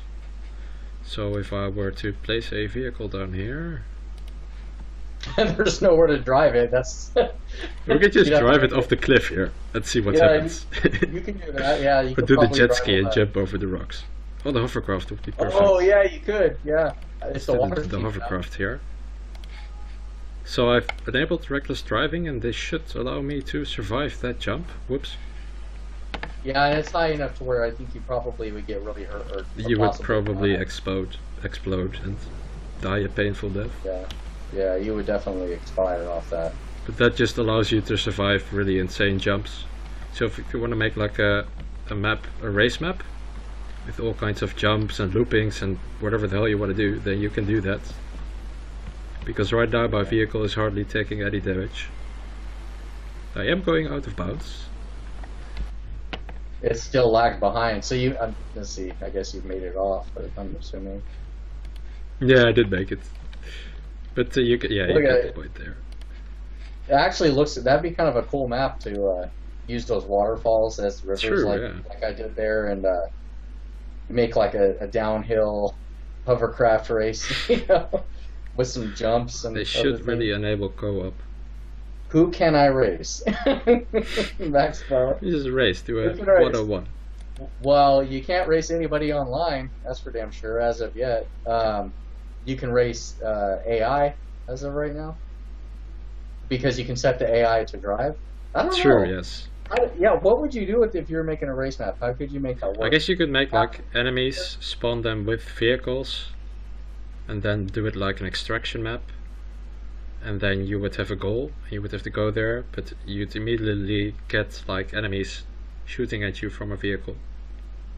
And I guess you can make a race map like that. We know that you can cross, you can make a race map and you put your what are they called, those points? They're the objective markers, yeah. Objective markers, you can place those along your route, and you can't beat the race map unless you hit all of those. And then you have a start and an end point. So that would, that would. Yeah, that's something that I'd like to show, but right now that option is a bit buggy. So on extraction, you can place the objective marker. So when you go to add objects, you can add gameplay objects and then extraction zone. You can see where it is placed, but once it is placed, it disappears. So that needs to be fixed. So I placed that. Now this one is actually visual, but this one, the IGE marker, objective marker. If I place this, then yeah, it's broken, or you can't see it. And you can no longer really see where it was. But it should. Do you get a time completed when you hit the end marker?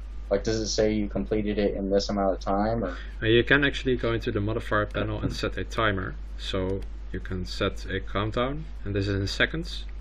So this goes from 30 seconds to all the way up to 3600, which would be an hour, I think. And then, yeah, if you, for example, want to make a race map where you absolutely have to make it in, I don't know, so many minutes, then you can set that to a certain amount. And then you will always fail if you don't make it to the objective in time.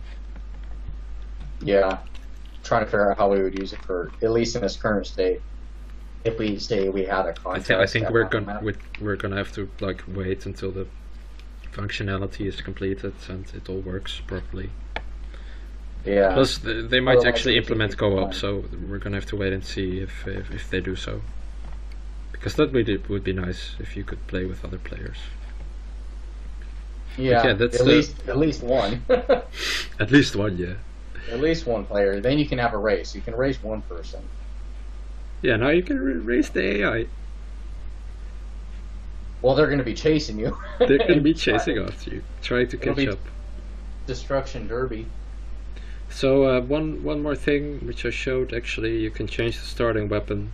So if I want to start out the player with an RPG and give him all of the skills that you get in single player, then I can do that, press play, and that works. Yeah, you can place all the weapons in the game and all the ammo down to individual grenades and throwing knives, different kinds of ammo stacks. So if you only want it to be for rocket launchers or explosives, you can just place that. So yeah, you do have a lot of flexibility with placing weapons. And God, oh, jump height. Sorely lacked that in Far Cry 3. We've really missed that. So yeah, they definitely improved those features and added a lot of stuff that we didn't have before. Yeah. One last thing, you can change the amount of health bars, so that's a really easy way to change the difficulty level without really changing your level. So if you notice your game is too hard, then you can just increase the amount of health bars and make it easier. Yeah, it's an easy way to adjust that. And I think that's about it for the modifiers. Yeah. Now I already showed you some of the AI. Here you can add the enemy AI. The friendly AI is actually under objects. So if you go into ambient AI, it's separated. Yeah, it's a bit weird. I don't like that, how it's separated. It should all be right there where the other AI is. Because you notice as well that this does actually add to your budget down here. Right. That increases the blue bar. The blue bar is the friendly or the animal AI. So if I want to place an elephant, I think that actually adds a lot of yeah, that's quite a significant amount. Yeah, right, because because there are those like spawn at the beginning, those will add to all of the waves. So that's something that you want to take into account, that the enemy AI is part of an individual wave, but the friendly AI and the animals are part of all waves basically.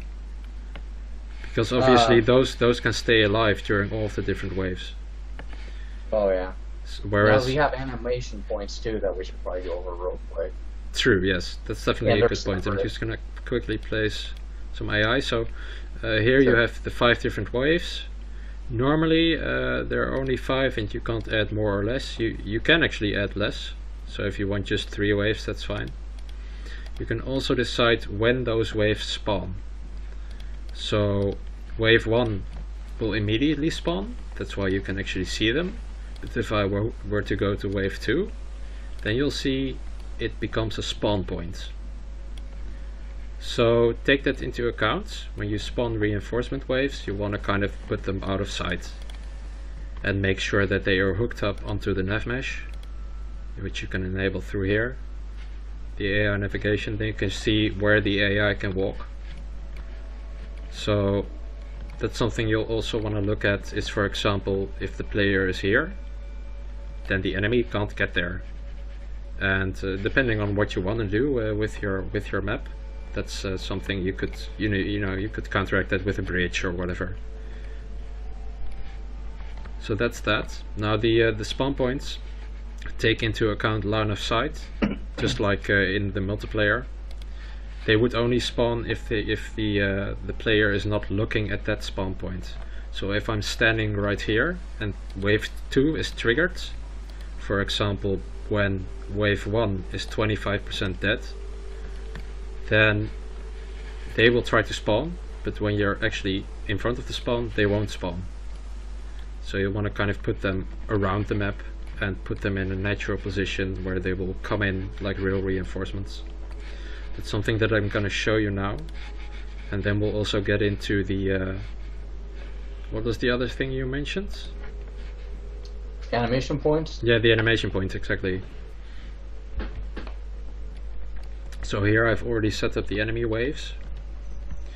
You'll see the first wave, I've put these in the front, so those will immediately engage the friendly AI and the combat will immediately start. Now as soon as one of these guys dies, you can change this yourself, you can customize this to whatever works for you.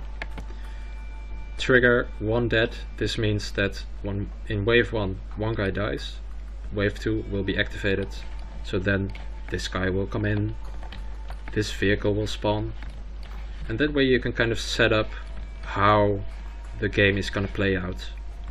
And yeah, you'll want to kind of think about that, test it out, see what works, because you know it can be really easy to kind of put either too many enemies or too few. Mm-hmm. Now the animation points are also very interesting. I can't really test that here because the enemies will immediately shoot the friendlies. But what you can do is I'm going to quickly go back to another map. Yeah, just go into a blank one or something. I'm going to go into the Snowy Mountain. I already have some animation points there. So when... Whoa, it's bright. I'm going to go here.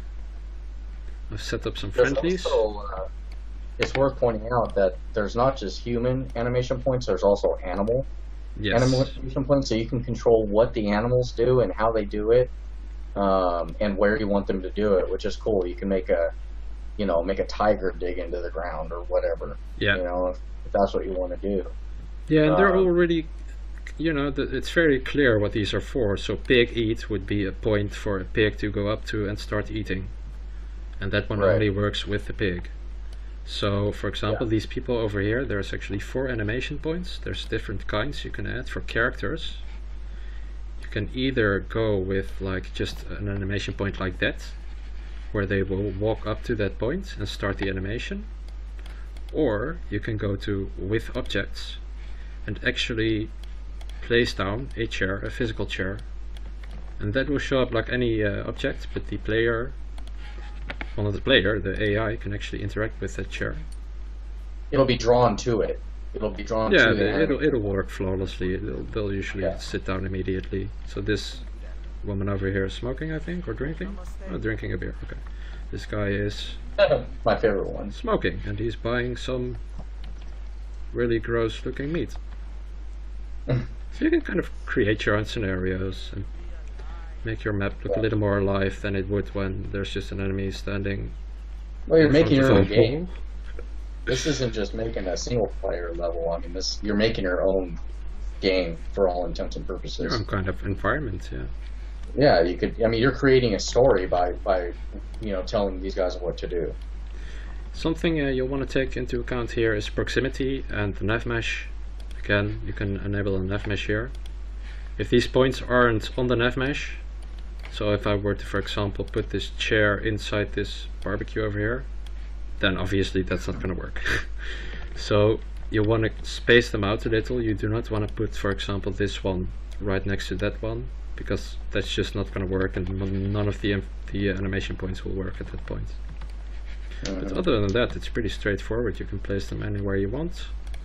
They will have the right height as soon as you spawn them, so that should be good. And that's really it for the animation points. I like this one with the shovel, the sledgehammer.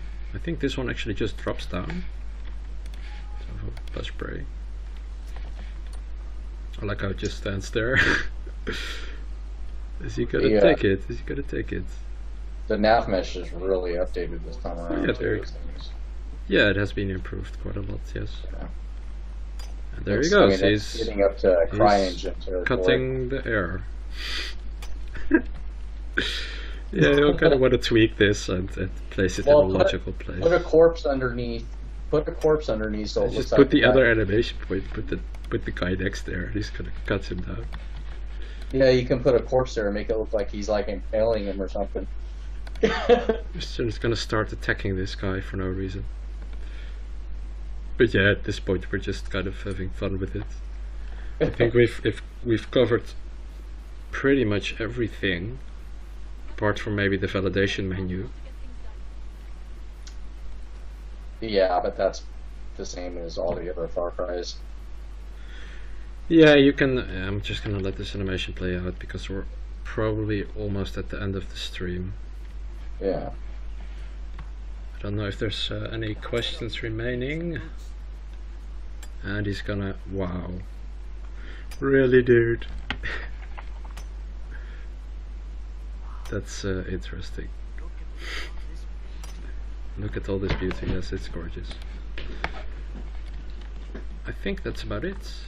So what remains is the map screenshot, map properties, capture. You can capture a screenshot of your map, and that will also show up in game. So you want to kind of take your time and take a good shot of your map, so people will know what they'll be playing. And you can, like Kyle said earlier, this camera does not update, I think, so you can always press go back to camera and then recapture the shot when you're updating the map. And again, you can change the objective here. Take note, if you change the objective to a different game mode, then that will remove all of the NPCs placed at that point. So yeah, take that into account if you plan to change it. For example, if you have assault but you want to change it into outpost, press OK. It warns me as well. Yes, mountain, no, whatever.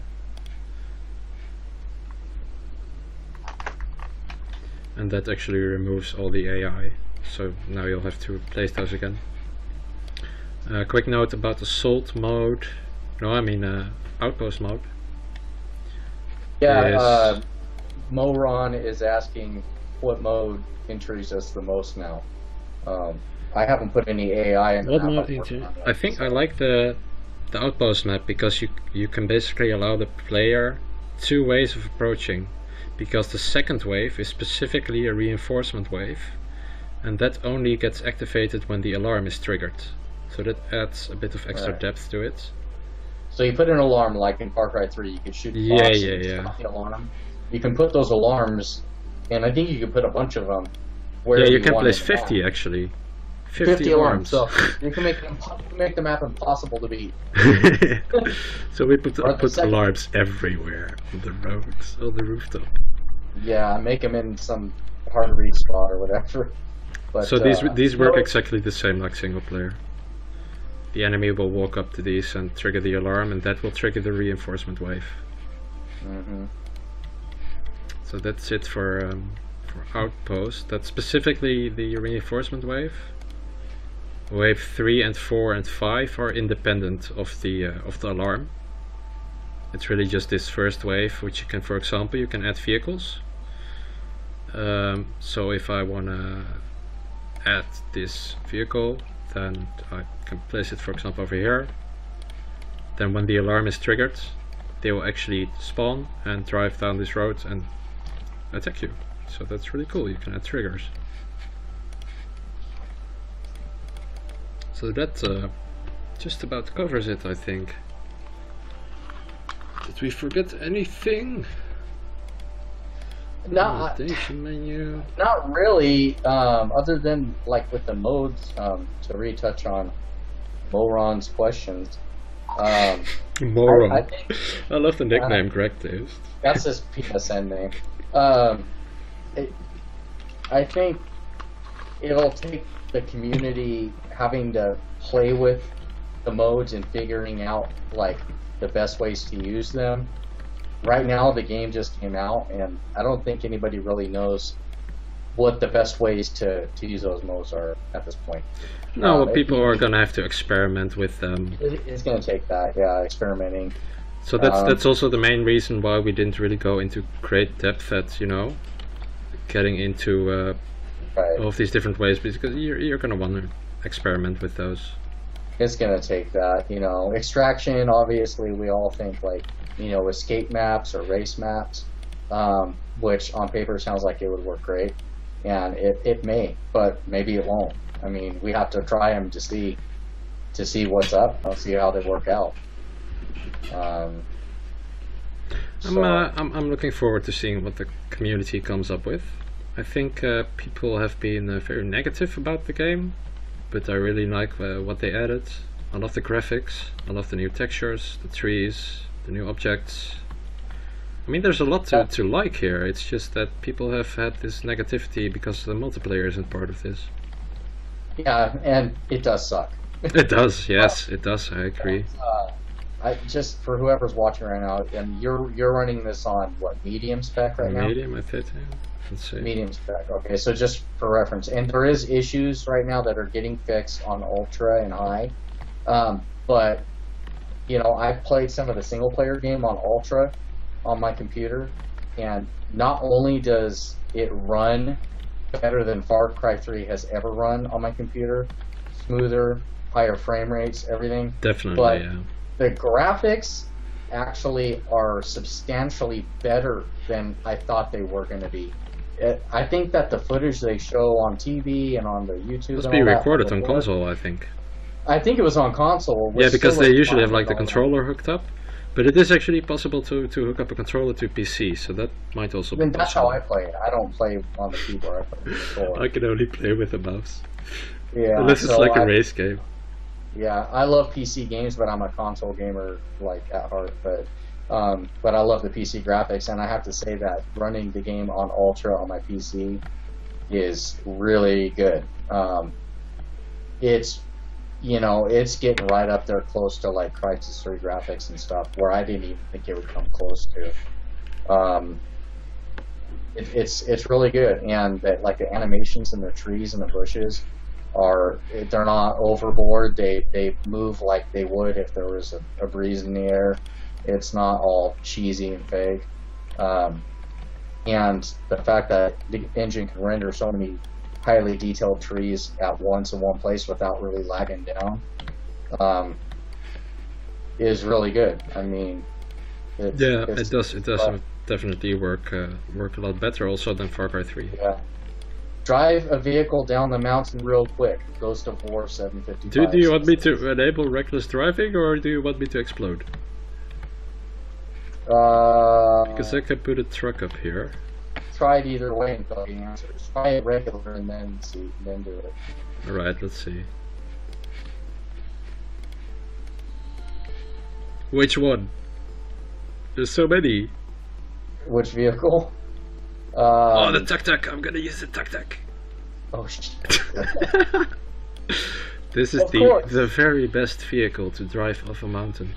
Yes. It's like Thailand, where they have all the taxis and they have these amazingly deep canyons, and they just drive down the roads at 80 miles an hour. Whoa, what the hell's happening?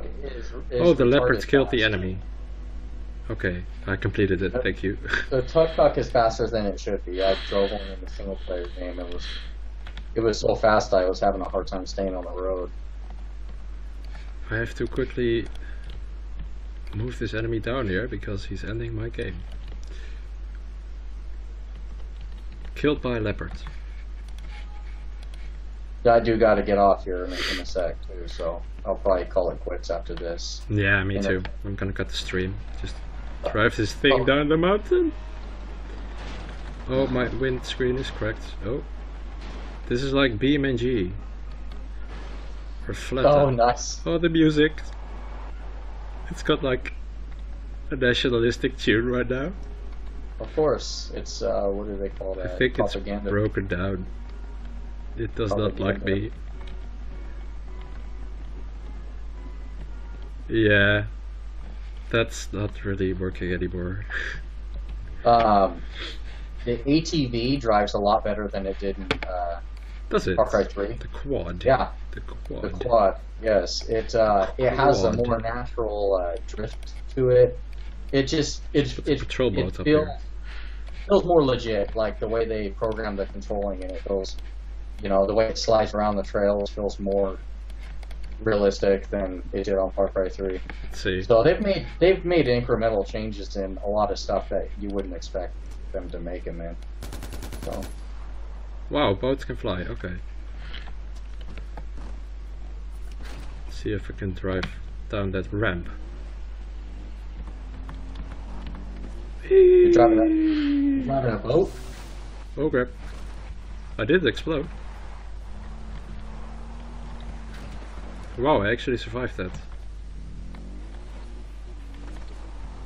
We haven't seen it yet. Because there's like 20 seconds of lag. 20 seconds, yeah. Oh. And I don't think it syncs up our audio with the video for everybody watching. Yeah, this one is dead as well. Nice, guys. When does the GTA stream start? Are you gonna stream GTA? What are you gonna do? It's not on PC yet. I'm downloading it right now. I want to get on and play it.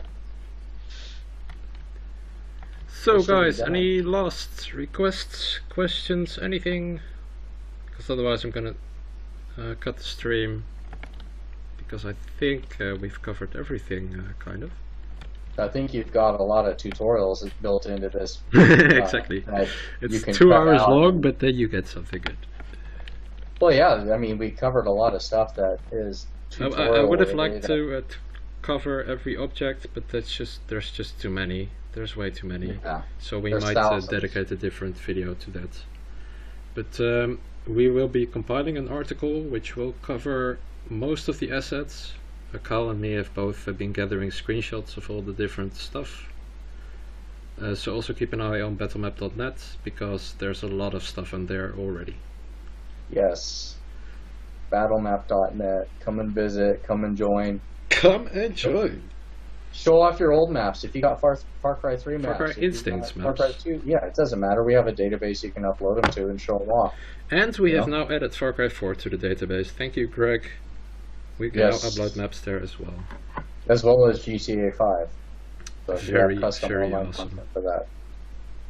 So, and Little Big Planet and some of those other games. Yeah. So, that's it. That's the Far Cry 4 map editor. Thank you guys for watching. Kyle, thanks for joining in. Absolutely. And I think we will we'll see you guys on battlemap.net or on YouTube. All right. Take care, guys. Bye-bye. I see the enemy! What the? Who's that gun? Wait! I found a heavy machine gun! I'm hurt! Let's go! Go, go, go! I'll bring your head back here, Button! Taking heavy fire! Damn it!